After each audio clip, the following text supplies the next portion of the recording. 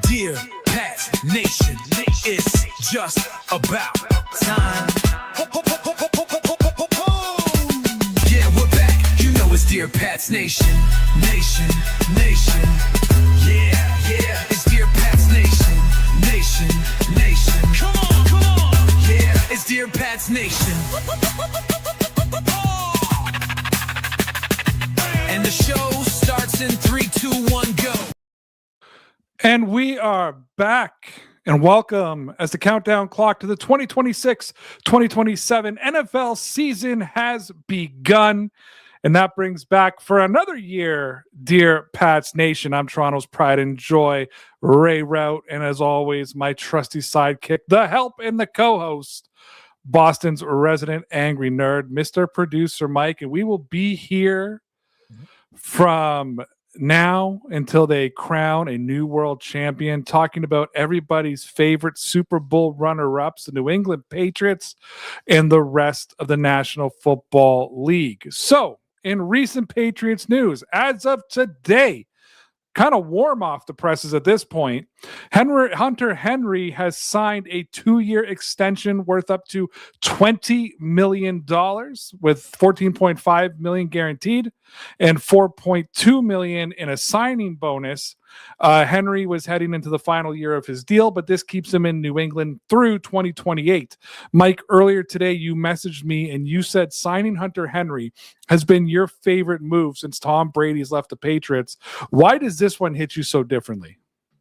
I honestly thought that he would be one of those guys that they might consider moving on from. You know, next year you've got Gonzalez you're going to pay, you've got Drake May coming up, and I kind of figured, you know, Hunter Henry's an aging tight end who's still pretty good. You know, I'm not going to say he's, you know, top 2 or 3 in the league, but he's very good, and I kind of figured he'd be one of those guys that they'd end up parting with, and it looks like I don't know if he wants to end his career in New England, but he wants to be here a little bit longer. So he is one of those rare guys, too, on the team that has gone through 3 different coaches since signing with New England. What is it, though, Mike, specifically about Henry that you trust him to be a piece, at least for the shorter long term, for Drake May? I mean, just really reliable, right? In the Chargers game, it stood out last year, even though he was being asked to do more at that point. It was kind of worn down, right? They didn't really have a blocking tight end. Austin Hooper had kind of fallen off the wheels. And, you know, he just kind of is that security blanket that I think, especially without Diggs being here this year underneath, you know, that Drake May is really going to rely on. You know, go back to his first year. I feel like he was Drake May's only real reliable target. And really through the Mac Jones years, he was one of the only reliable pass catchers on the team. So just reliability is the name of the game.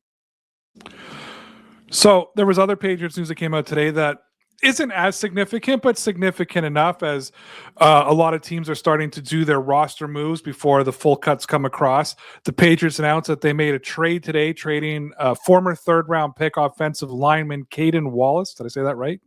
Caden Wallace. To the Miami Dolphins, of all teams, with a 2029 7th-round pick in exchange for a 2028 7th-round pick.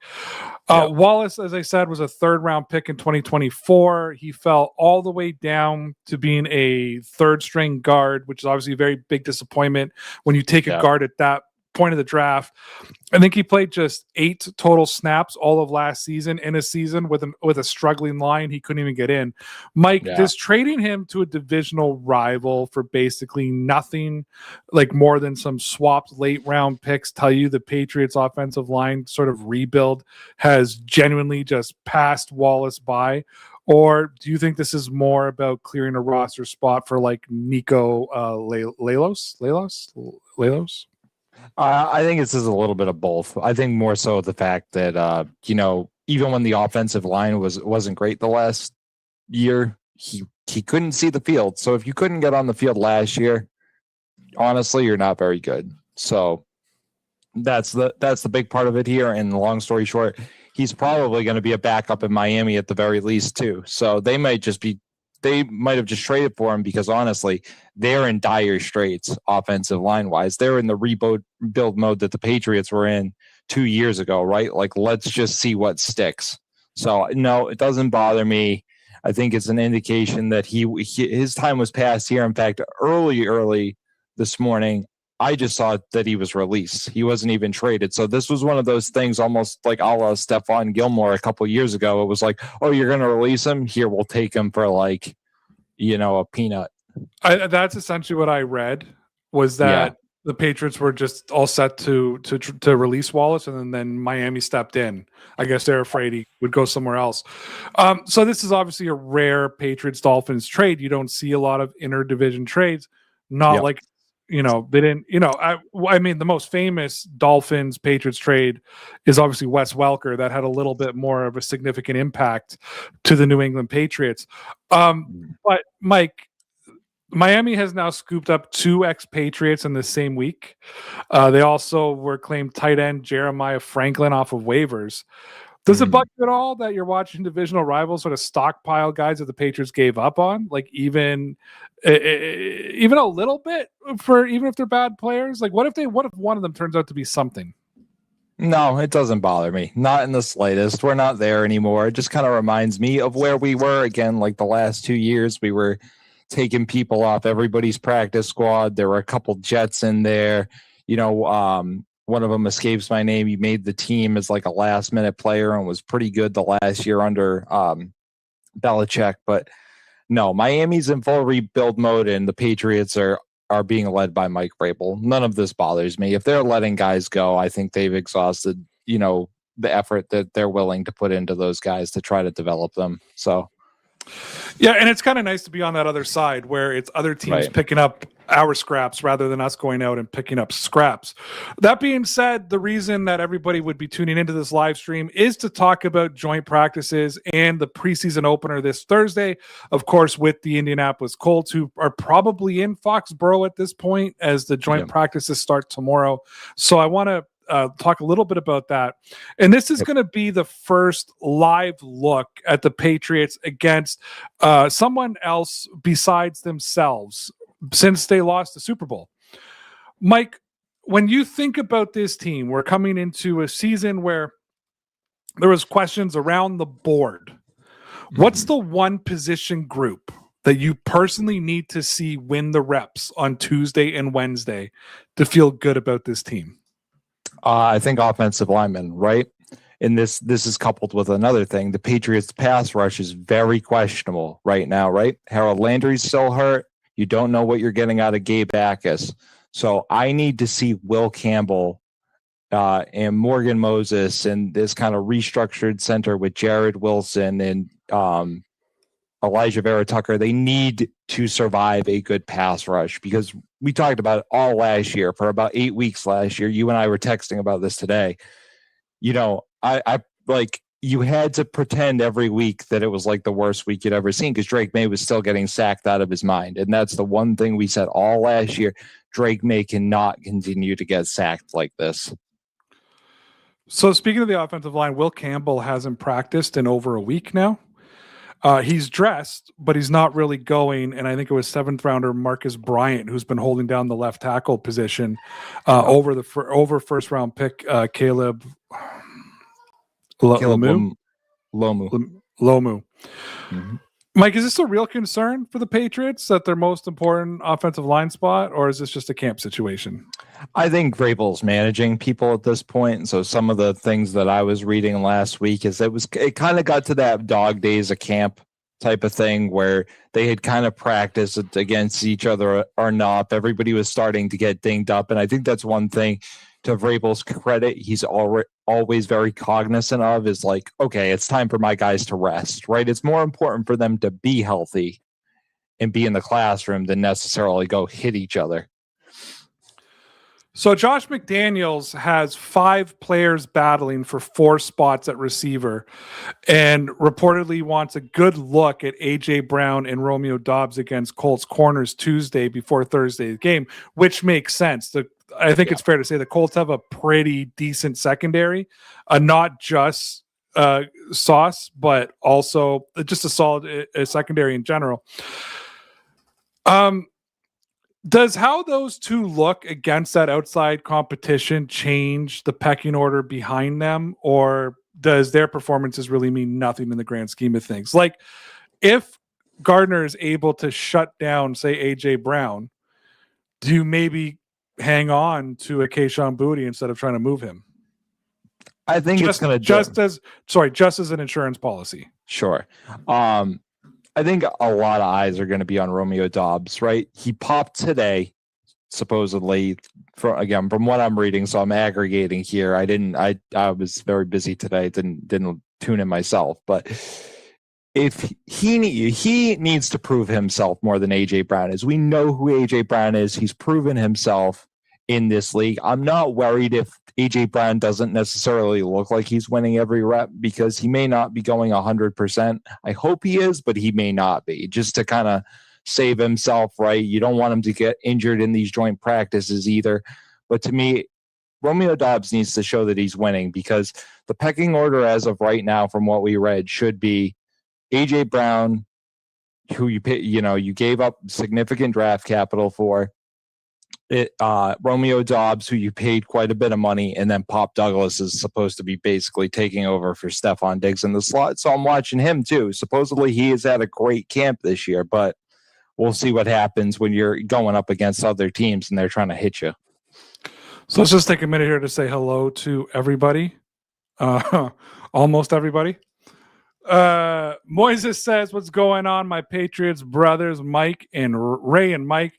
I'm happy to see Patriots football is back. My Patriots family, let's go, Pats Nation and my Patriots family. Here's something I learned today is that football fans are sick. I don't know if you saw the numbers that came out for the Hall of Fame game. 7 million people tuned in to a preseason game.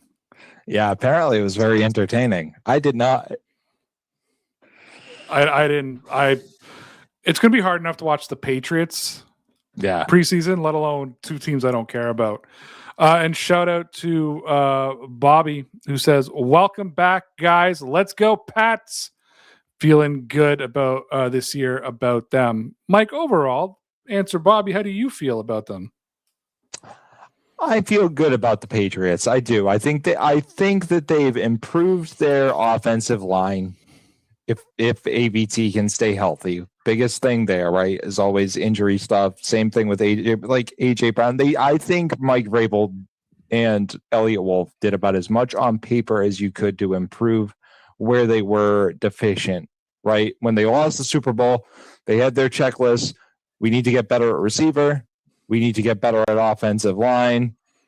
And I think they went about that in a good way. So I'm really comfortable right now. I'm not going to be trashing on them. I'm just going to be, and we're going to talk about it every week. We're going to be watching Drake May, and we're going to be watching that offensive line. Whose eyes are yellow? Mine or yours? I don't know. My eyes are kind of crazy, but I don't think they're yellow. Do my eyes look yellow? My eyes don't look yellow, do they? No, I literally just took a selfie to look at my eyes, and I was like, my eyes are white. What's this dude talking about? My camera's like not focusing, and it's driving me nuts because it looks like I'm in a smoke-filled room right now. No, my eyes look pretty damn white. White and green. Just to freak everybody out. Okay, let's get back to it, Mike. Look, anyone playing this Thursday's game has something to prove. That's basically the read from beats writers all across Patriots land. Yep. Which Patriot, Mike, do you think walks away from Thursday night having proven the most? Win or lose?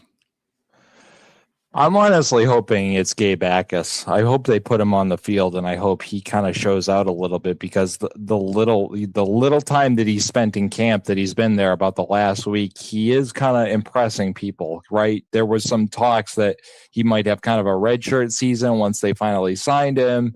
They didn't know what kind of impact he was going to have, and he has physically looked like he is ready to play, wasn't slouching, wasn't using that time to just sit on the couch and eat donuts. So I'm going to be really interested to see what Gabe Backus does. And I'm going to be interested also to see how into this Christian Gonzalez is. Is this going to be the first thing we kind of see him pull up on a little bit before he gets a contract? So that's going to be interesting as well.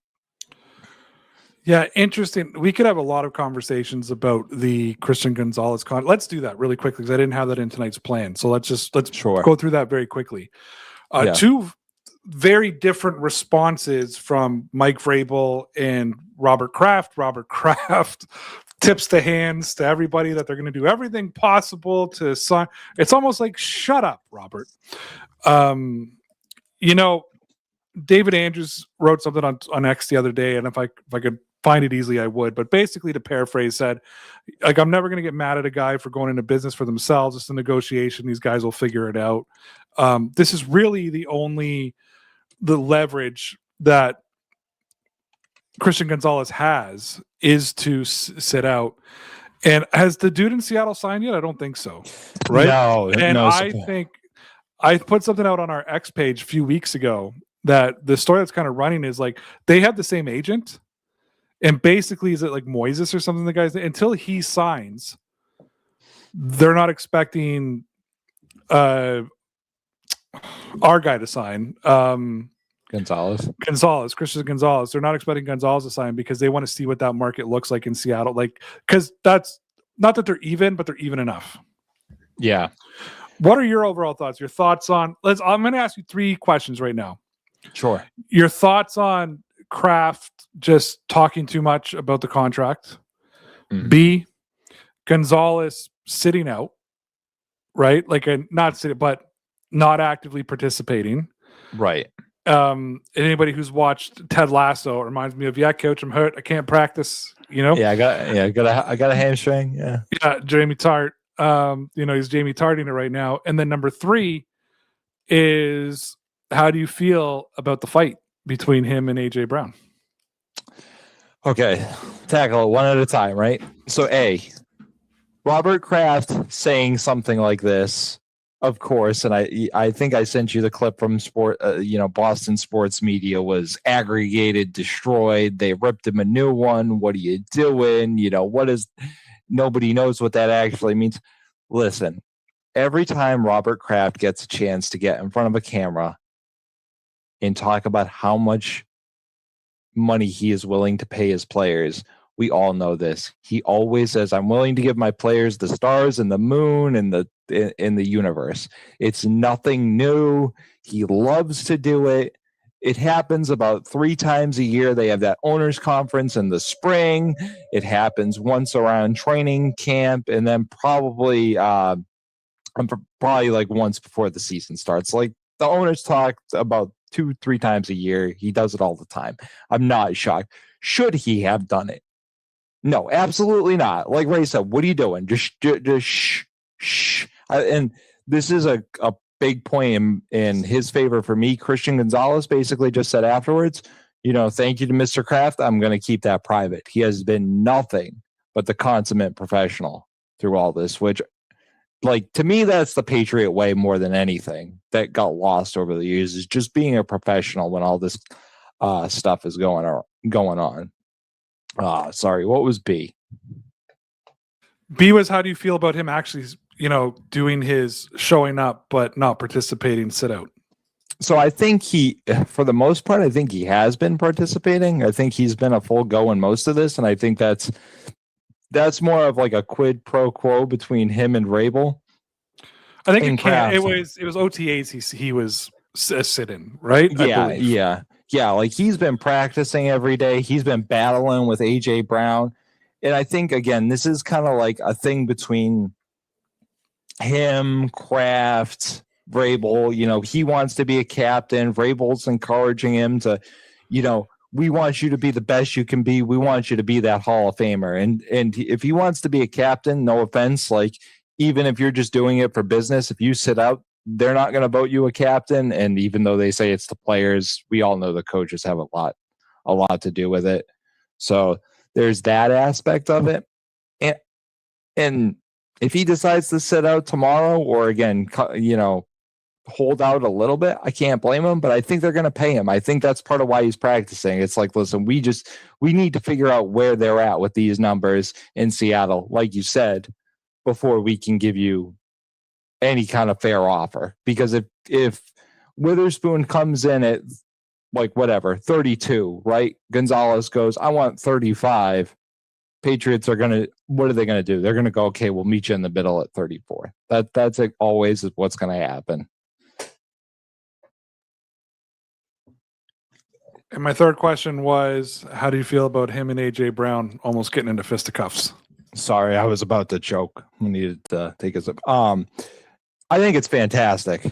I think it's absolutely fantastic. And I think reading the subtext is Vrabel's been needling them both to like do stuff like this. And I loved what I heard from Christian Gonzalez the other day, which was basically like, yeah, I was trying to psych him out on purpose because he needs to, hold his water, better, because there are going to be other people like me out there trying to psych him out. So I love the psychological aspect of it too, because that's what Stephon Gilmore used to do. That's what Edelman used to do from the offensive side. Like, that's a big component to the game that we never think of, is not only do you have to be in the right space physically, you have to be in the right space mentally. And I think I'm going to use the cliche. I've heard it on a dozen podcasts last week, right? The iron sharpens iron adage, where you've got a number one corner and a number one receiver on the same team. That doesn't happen often. So take advantage of that battle and appreciate it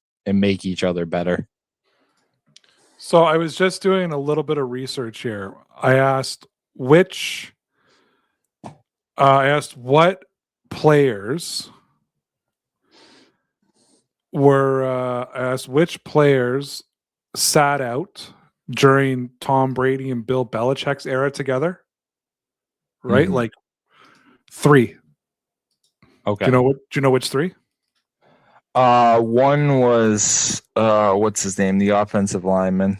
Logan Mankins. Logan Mankins, because that was a like a bad one. That was and what were the results of him sitting out?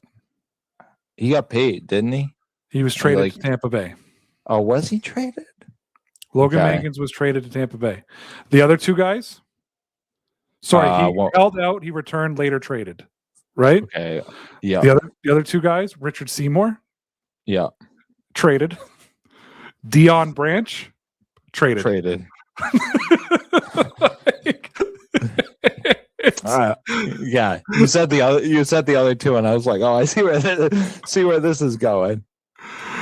It's oh man, it's like, jeez.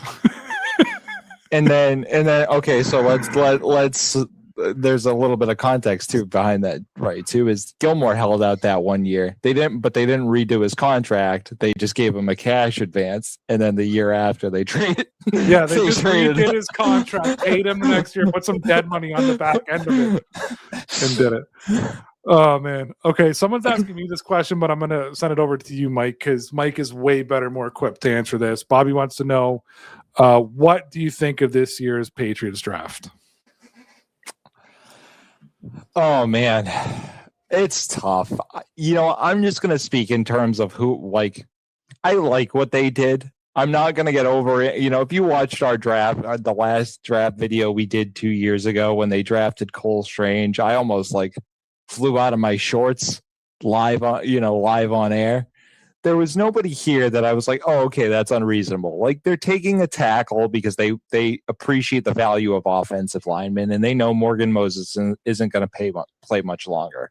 They took a pass rusher in the second round with high upside because they need a pass rusher. Great, Gabe Backus looks good. Eli Raridan, the tight end. I expected them to take a receiver or a linebacker here. Now, what did they do? They basically just took a 6'6". I mean, he's still a tight end, but they took a 6'6" big body target, which, right, we all know Drake May loves him some big receivers like Matt Collins. So this is a futures bet. Like, okay, Matt Collins probably isn't going to be here in 2 years. Like, let's see if we can develop Eli Raridan into this big thing that can just go up over everybody and catch everything. And don't ask me any names past the 3, because even I don't remember at this point. So let's get into this. Mike, Romeo Doubs signed for 4 years, $70 million. I think essentially to replace Stephon Diggs' production. Yeah. When you think about it. And up into the last couple of practices, it's kind of been a quiet camp for him so far. Is this joint practice and then maybe the beginning of the game on Thursday where we finally find out what the Patriots are actually getting from Romeo Doubs? I do. I think so. And I think they need to see it. I think there might be some conversations, again, Vrabel likes to pump his guys up like, okay, dude, like we saw it today in practice. We have to see you as a number 2 that could be more. And frankly, like that would be awesome, right? Because let's be honest, AJ Brown could have a great year this year. He could have a phenomenal year this year. He might not be here next year, whether it be age, contract. Like we need to see quite a bit from Romeo Doubs. So I think everybody's excited to see that. And I think he's got that potential. That receiver room in Green Bay was crowded. So they're making a bet here. So we all know what Christian Gonzalez is going to do as a cornerback. At the other side, you got Carlton Davis, who's been missed something like 5 straight practices at this point with his hamstring injury. Yeah. I think it's Charles Woods who's been taking up a lot of those first team reps from what I read. It's not like I'm there watching. Like, how worried should Patriot fans be about the top corner spot outside of the CB1 role, with camp starts burning down and we get into these, and we get into the preseason? I think depth corner has been a concern for them for a while. Marcellus Dial got hurt in practice last year. I don't know if you guys remember the name, but he was a late round draft pick from the year Drake May was drafted and looked really good. They need another big corner. There's a couple of guys that have been kind of getting those second team reps that have started to kind of look good. Sorry, guys, the names escape me for a lot of these depth guys, but one of them was actually breaking up passes a couple days ago against AJ Brown. So we'll see. But Carlton Davis is always like a tackle away, it seems like, from injury. I think the Patriots got really lucky last year when he came up lame like half a dozen times and managed to find his way back on the field, because honestly, that's not his MO. His MO is to like get hurt and be out for like at least 4 games at some point throughout the year. Like you have Christian Gonzalez, questionable, and then you have Marcus Jones in the slot, who, I can't say enough good things about. Marcus Jones is just like a warrior, probably one of Bill Belichick's last best draft picks. Losing Marcus Jones last season, to me, season before last, you mean?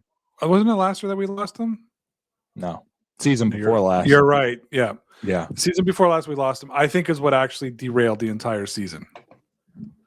Like they weren't going to be great, but they were awful by losing him. But I wanted to touch upon something else, Mike, and maybe like this. Let's have the chicken or the egg conversation, shall we? Sure. If a tree falls in the forest and no one's around, does somebody hear it? Like, let's have this conversation. The conversation, I think the question, and I don't think this is an unfair question, and I don't think it's clickbait. I think that this is a very reasonable question to ask at this time. Sure. Given that the Patriots lack so much corner depth at that CB2 position, like, do you spend $100 million on one cornerback? Or do you let him walk away and spend $100 million on 2 cornerbacks next season?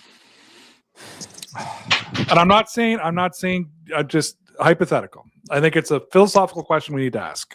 Yeah, no, and it's a good. Let me start it this way, right? Like it's a good argument. It's a good argument to always say like, because look, the Kansas City Chiefs, one of the things they do is secondary, right? They let Snead go. They let McDuffie go. Bell used to do this all the time with cornerbacks. Like, we know we can develop CB2, so they let J.C. Jackson go. Remember, we had that argument like the year they didn't pay J.C. Jackson, like, what are they doing? Bill's ridiculous. Myself, I was on that trip, and J.C. Jackson just imploded. Right? Like J.C. Jackson just completely imploded. Oh, Ray died. And I think the idea here is going to be to actually let Carlton Davis go and save that money that way, right? Like invest in the guy who's going to be a potential Hall of Famer and then look for depth options at a spot where a guy is older, has no guaranteed money, and honestly has a pretty serious injury history. Yeah, and I'm somebody who I have decided for this season we're not going to go back and talk about the history of the Patriots. We did a lot last season. And that was, I think, just to be upfront and take accountability of everybody. I came to a lot of shows very unprepared. Mike knew that, like very unprepared, not ready to go, had no idea what I was talking about, didn't pay attention to the team the way I did. But I'm going to go revision for a second in history for a second, because that's all I've thought about throughout this whole Christian Gonzalez saga is, and not in a negative way. It was just the thought. It was just, there's no way Christian Gonzalez is a Patriot when this season starts if Bill Belichick is here. He's probably traded for a second or first round pick because A, he's sitting in. Number two, Bill's not paying anybody $100 million. He wouldn't pay Tom Brady $100 million. He's not going to pay Christian Gonzalez, a cornerback, $100 million when Bill, let's face it, was a bit of a secondary factory, the way he could pump out guys and make them play. Yeah. And I'm not, this isn't really, this is going back to a conversation we had about signing his contract, like I think pre-Super Bowl. But do you remember I had the conversation about how he's it's not just a contract, like he as a player is an asset.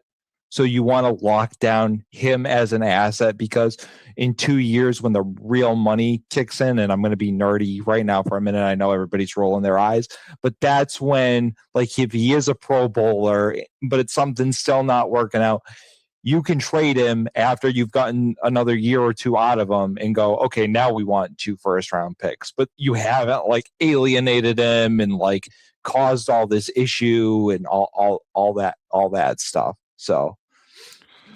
So sticking with the defense a little bit, Draymond Jones bounced around 4 teams in 4 years, Mike. And then New England paid him almost $40 million. I think like $39.5 million they paid him. Yeah. He's reportedly been getting home for sacks all camp. You did talk about the pass rush. I think Draymond Jones is an important guy to talk about. Yep. This is going to be an important week. You talked about for the pass rush. I think it's going to be just as an important week for Draymond Jones. Does a strong Thursday change the read on whether he was a smart bet by the front office? Because I think that it's been 50-50 about whether this guy was worth $40 million, considering he's getting through. And I've thought about this. Am I excited that Draymond is getting through at Patriots practice, or am I concerned about the Patriots offensive line? Right. And that's when I said all sides of this argument are fair, right? Because is he succeeding, again, to your point, chicken or the egg, right? The thing about Draymond Jones is I expect him to be like that chameleon guy that Belichick used to use, right? Like, he's more taking the role of Jelani Tavai. You know, is he going to rush the passer this down? Is he going to stop the run? They got him because he was a little bit more stout against the run. He's not a true, edge defender, so to speak. So, like, he's kind of that chameleon piece. But if he's getting home, like, listen, I'm not going to knock it. That Colts offensive line is great. So that's what I want to see. I want to see if these guys can get home, and this is a great thing that we can talk about too, is are we going to be sounding alarm bells that the Patriots have to go make a trade for somebody after this, which very well could be the case, right? We have no indication of where Harold Landry is at in his recovery process. So if Gabe Akers isn't getting home, if Draymond Jones doesn't look that good, Patriots might be going, you know what? We gave up a first to try to win a Super Bowl. Maybe we need to give up a little bit more. Yeah, and I think in a fair conversation point here is the whole time that everybody in Patriots land, especially like Patriots fans, were fixated on A.J. Brown. You and I on multiple occasions said this team is more than A.J. Brown away from being a dominant team. Like there's some serious holes in this team. Now, some of them could be filled if the Draymonds come through, if Will Campbell takes a step forward on the offensive line, if Carlton Davis can stay healthy on the secondary, like there's a lot, if Harold Landry can return maybe by week 1 or week 2, like it's because what I'm hearing right now, he's probably not going to be ready week 1. So, but could he be back week 2? If those things fall into place, then AJ Brown, it's like, now I can start selling. I told you when we did the AJ Brown live stream that as excited as I was there was a lot more to be concerned about. I didn't see AJ Brown as the end all and be all for this team. But let's keep talking about it. So let's talk about Gabe Jacas a little bit, because you have mentioned him.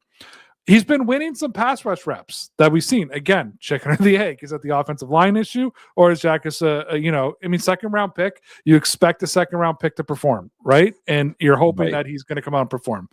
But he's done well against both of the Patriots tackles, including he bull rushed Marcus Bryant into the quarterback's lap.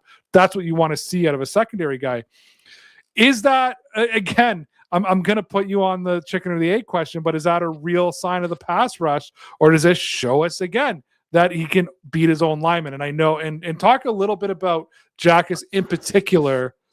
Jacas or Yakis? Jacas, right? Or Yakis? No, you Akis. So don't pronounce the J at all. It's fake. I'm going to call him Jacas. Jacas.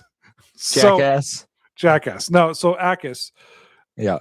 You've touched upon guys very briefly, but I want you to go into more detail about really what you want to see from him. He's not going to come out and hit Daniel Jones 50 times, right? Yeah. Like, what do you want to see him win? 20% of his battles, 10% of his battles.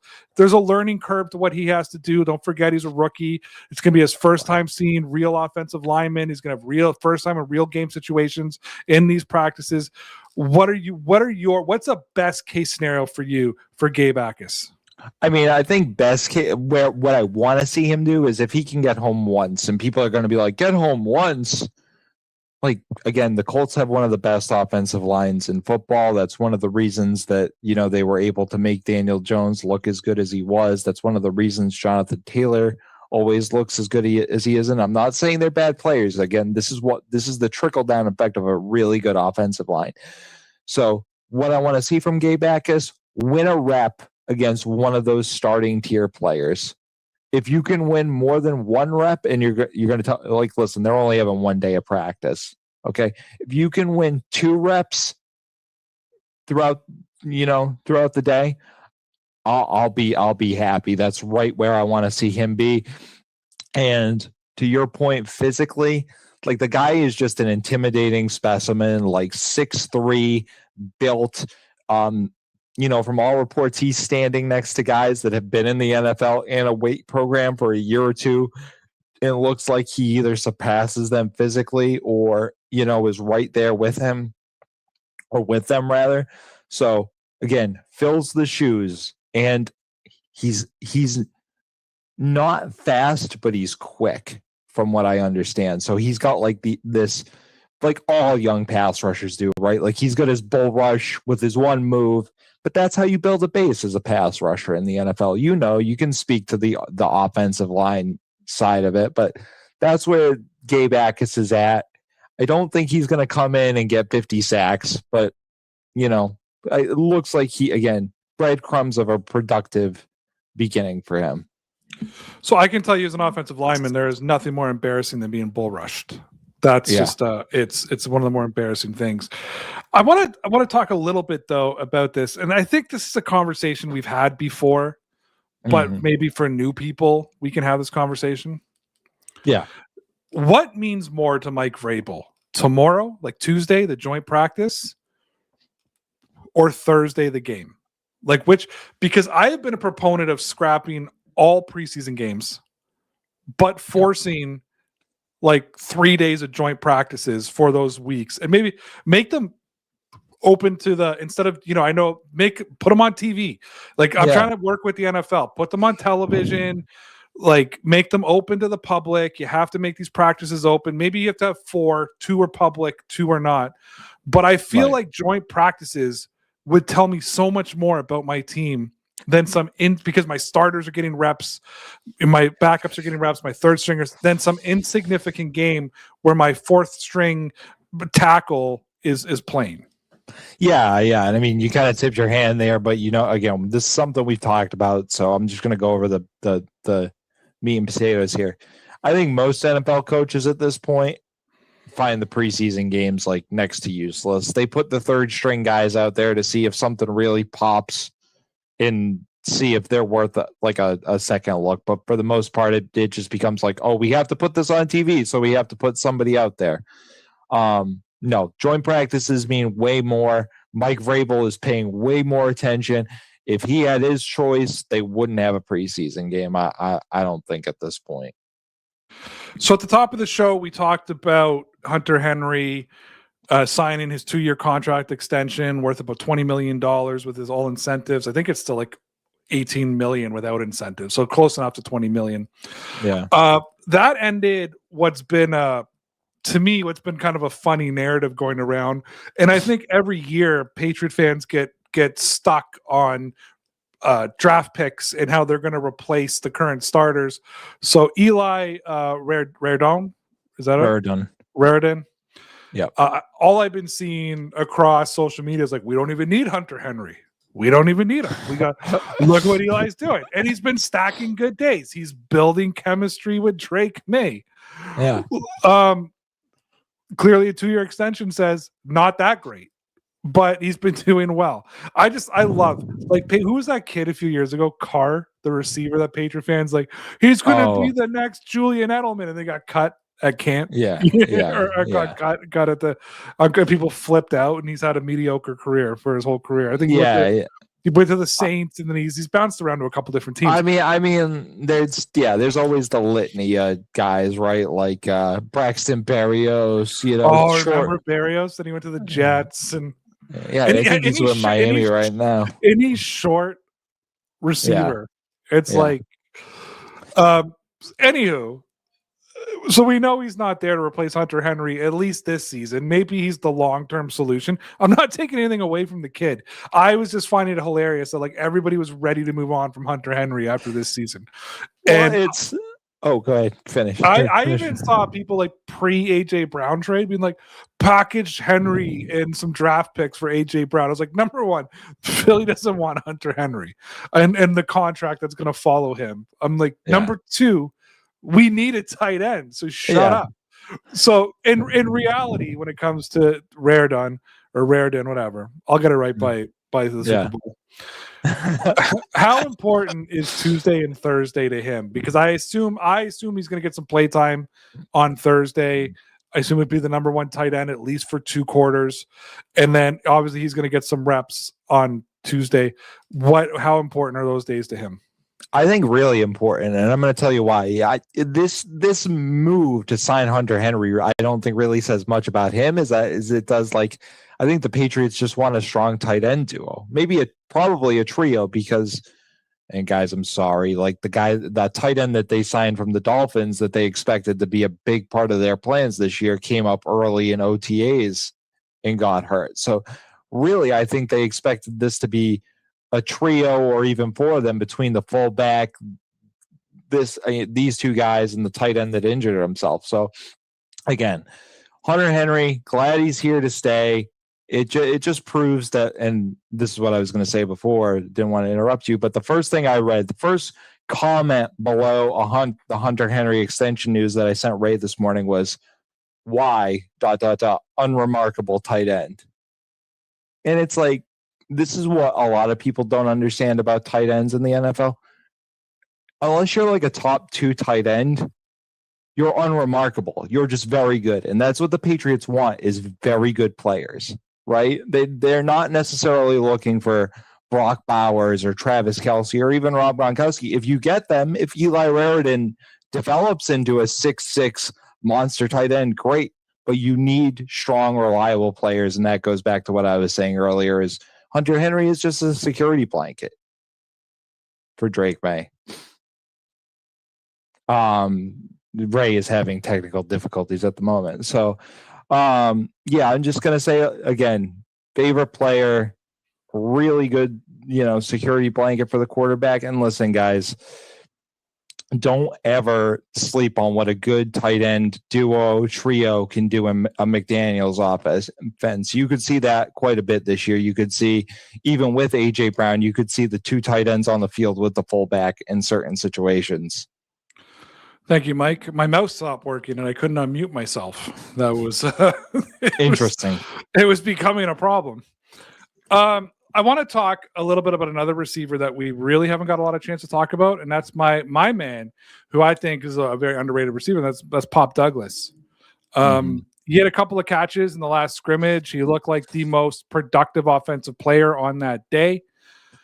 Is he forcing his way into the receiver rotation for real with this new build time, or is that just summer buzz? And is he a trade / cut candidate, come the end of August? I don't think so, and I'll tell you why. I'm going to defend Pop a little bit here. And again, if you listen to the litany of other Patriots podcasts, they'll tell you things like, "Oh, he does this every summer. He's a fast guy that you can't touch, so he shows out in camp." If you look at the numbers, Pop Douglas was about as productive as Kayshon Boutte was last year, and he's been more productive throughout his career with the Patriots. Now, given Belichick benched Boutte his first year, I get it. But I think the piece of context missing here on top of that is, just like Drake May has had no consistency at offensive coordinator for his entire career, whether it be high school, college, or NFL, Pop Douglas has had no consistency with offensive coordinator throughout his time with the Patriots. So I think a second year in a McDaniel system, him taking a step in this being real, what we're seeing being real, is a very, real possibility. Sorry, I was searching for another word, so that didn't sound funny, but no, I get what you're saying. So for anybody who's tuning into the NFL for the first time this season, welcome. I want to do just a quick reset for those who need it. The Patriots went 14-3 last season. They won the AFC East, and they won the AFC Championship game, and they lost in the Super Bowl to Seattle 29-13 in February. Does that loss hang over anything happening in Foxborough this week? Is this just a camp at this point? Are they talking about the Super Bowl? Was that over in OTAs? Like, I know what they're going to say out loud, but like, how do you think that's actually hanging in that locker room?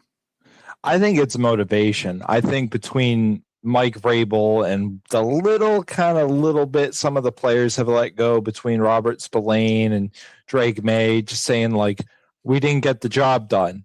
Like, this is not something that this coach is going to let hang over them in a negative light. And I don't think the players are either. And that's the nice thing about being a young player and getting that far that quickly, is sometimes you're not like, oh man, I've been in the league for 10 years. I'm not going to be able to get back there. Right. You're going to go, man, I have to get back there. Like, I am a young player. I have to get back there. So I think they have the right mix of, people in that room to kind of ward off that Super Bowl, hangover cloud. DraftKings has the Patriots tied for fourth at plus 800 to get back to the AFC title game this season.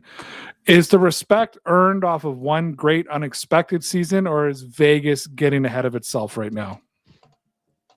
I don't think there are a lot of teams respecting the Patriots right now. If you look at all the power rankings, they're pretty far down there. And Drake May in particular, there were a lot of quarterback rankings going on around the last 2 weeks. And I think I've seen him below some like really unusual suspects like Dak Prescott and things like that. And I'm like, listen, I'm not going to say Dak couldn't have a better year. Like, on paper, George Pickens and CeeDee Lamb is probably like the best duo in the league, if not like top 3. But let's not sleep on a motivated AJ Brown with the coach that he loves, and adding Romeo Doubs to that mix, and Hunter Henry. And again, if you know me, if this is your first time tuning in for this season, if you're just seeing us, I was on the Josh McDaniels hate train for like the last 10 years, and he's managed to win me over. Like, let's not forget what Josh McDaniels can do for a second year with these players. So, no, I think the Patriots, I don't want to say they're being slept on, but they are being mildly disrespected. So Mike Vrabel himself has said this offseason that teams coming off a Super Bowl loss usually take a step back because the expectations always get higher. Right. Do you see that, Mike, as a real explanation, or is that just coach speak to manage the room? I think that's coach speak to manage the media in the room, right? Like, it's more likely than not, like, They're going to lose another game or two this year. It's not going to look as pretty. Drake May's completion percentage was through the roof last year because they had that easy schedule, right? They're going to play tougher opponents. It's going to look messier, but you kind of expect the same outcome. You need to get to the playoffs and make some noise in the playoffs. If you go like one and done in a wild card round, it is going to be a little bit of a disappointment. So I think I'd be a little remiss. I know we did some off-season shows. Nobody watched them. The numbers don't lie. So I assume we're going to have a little bit more traction on some of these videos and clips that we're getting. So I think it'd be remiss if we didn't talk about this. But I think it was such a big part of the offseason. We have to yet again touch upon the Mike Vrabel, Diana Rossini story that hovered over the entire winter and spring. And, you know, from the draft and all the way into the summer, Mike, it's still a conversation. Right. Has that actually faded inside the building for now, or is it still something that could resurface the second this team hits a rough patch? Like, I feel like if this team starts off 3 or 4-0, nobody's talking about it. I feel like if it's 0-3, you're going to have the Boston media on the radio saying, well, Vrabel can't contract because he's still thinking about his wife and Rossini and his kid. And, you know, like, how over is the story, or is this story still in the thick of it? It's just being hidden right now by actual football conversation. Yeah, I mean, this is one of those things, right? I think depending on how the team does, you hit the nail on the head. And Ray may not live in Boston, but I give him media clips to sample of the most popular programs, and he knows how it works because he's listened to it forever. They will peel off a scab if they don't have something to talk about that day. So, again, just hypothetically, if the Patriots lose to Seattle week 1, well, how prepared were they? Is he still, like you said, is he still thinking about Diana Rossini? You know, it could come up at any time. This is going to be like that ailment that could just flare up at any time, you know? But I'd like to think, even though I know better, it's buried. But tabloid stuff like this, you know, it could take one picture, it could take one word, it could take, you know, a couple of losses here and there, and it'll flare up like a you know, some kind of bad disease.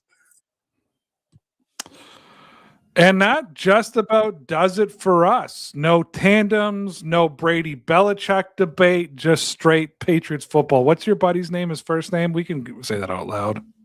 Ben, I hope you effing enjoyed it. All Patriots, all analysis. As always, if you guys have enjoyed the conversation, please hit that like button, subscribe to our channel. Let's make Dear Pats Nation a thing again. I'm all in this season. I'm ready to be prepared like I was today. Mike, I was pretty prepared today. Prepared today. He sent me you know, the itinerary or the plan earlier in the week, and I was impressed. And for all of you out there who might be listening still and go, wow, Mike is talking a lot, like, listen, when we get into the season stuff, Ray takes the driver's seat. You're going to hear more opinion from him. So I talk in game. Like, honestly, guys, right. I'm going to be honest with everybody. I don't have it in me anymore to follow the Patriots like I need to follow to do a podcast the way Mike follows the Patriots. So we work great off each other. Mike gets into all the nitty gritty, and I'll sit there next Monday for the first half of the show and tell you everything I saw and liked and didn't like on the field because I understand the game of football. So let's make Dear Pats Nation a thing again. No, so does Mike, but you know what I mean. Anyways, make it a thing again. Hit that like button, subscribe, tell your friends, all that kind of good stuff.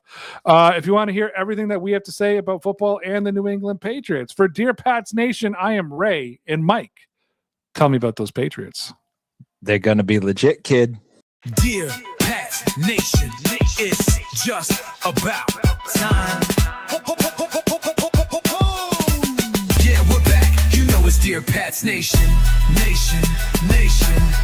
Yeah, it's Dear Pats Nation. Nation. Come on. Yeah, it's Dear Pats Nation. And the show starts in 3, 2, 1, go. Oh.